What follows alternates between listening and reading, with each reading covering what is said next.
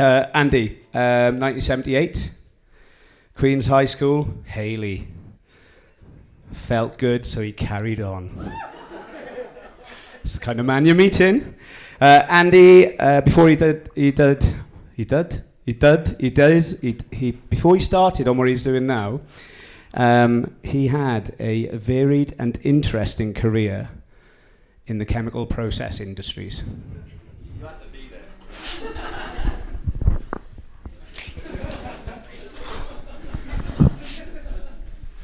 Give it up for Andy.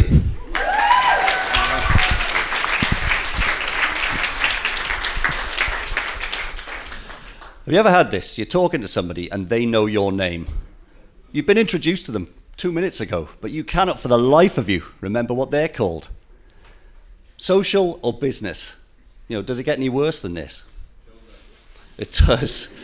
You're always going to be asked to introduce people. You can bluster, you can mumble and stumble your way through it, but you know that they know that you know you don't know who they are.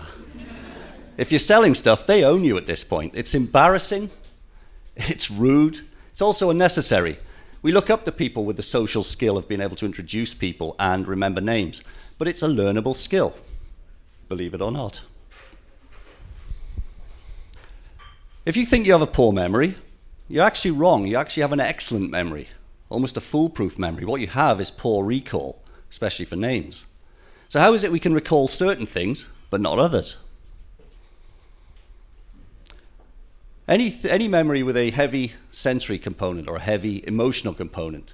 You've got your favorite album, family and friends, holidays, phobias. They're very easily recalled in certain situations, even if you don't want them. That's how we can remember stuff. You're a connection machine. You take things in through your 5 senses, add a bit of emotion, stir it up, and your subconscious does the rest for you. It's your conscious mind that lets you down. It's just not very good at handling data. It really isn't very good. This old guy back in 1971 determined that we can handle very little data in our short-term memories. It literally is in one ear, out the other. We're not multitaskers, even the girls. Unfortunately, names we handle as data. So you're up against it. You've just been introduced to half a dozen people. You don't want to get all emotional about it. You just want to remember the name. So how do we do that? How do we get it into the Swede? But more importantly, how do we get it out again? You fool your own brain. You trick it. You give it some sensory memory. You develop a shorthand to help you remember names. That's what I do. So rather than talk about it, I'll show you something of the strange world inside my head when I remember people's names. That's my name. There's an obvious and there, but it's boring, that image. It's not very compelling. I am good looking, I know that. Thank you for the sympathy laugh. It's a boring, boring image though. So let's ramp this up a little bit. Andrea, okay, there we go, Andrea. Now I'm remembering Andrea. There's a lot of, all my senses are engaged right now. I don't know about you guys. Actually, I take quite a nice picture. I'm wearing them now. This never leaves this room, okay? If I'm remembering David's, this is what I'm doing. The fig leaf stays on in my imagination, trust me, but you can do what you like in yours. It's a powerful image, it makes a good link. You can remember David's.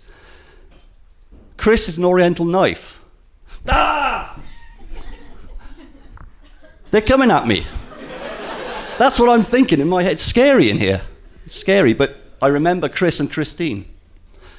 John's. The stronger the image, the better the connection. I mean, we've got visuals here, we've got sound, we've got smell. Please don't do touch and taste even in your own head. Add modifiers if you want. If it's a posh name, put a crown on them. Use whatever you can to cement these ideas in your head. You're trying to get rid of data. You're trying to use a picture paints 1,000 words kind of deal here. Here's a tip. Say the name out loud 3 times if you get a chance. Sounds a bit awkward, but do it.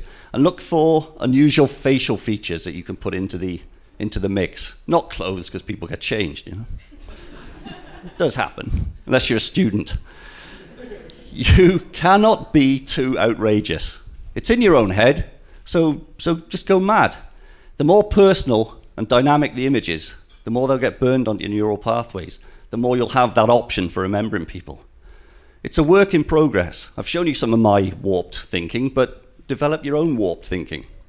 It's very, very useful.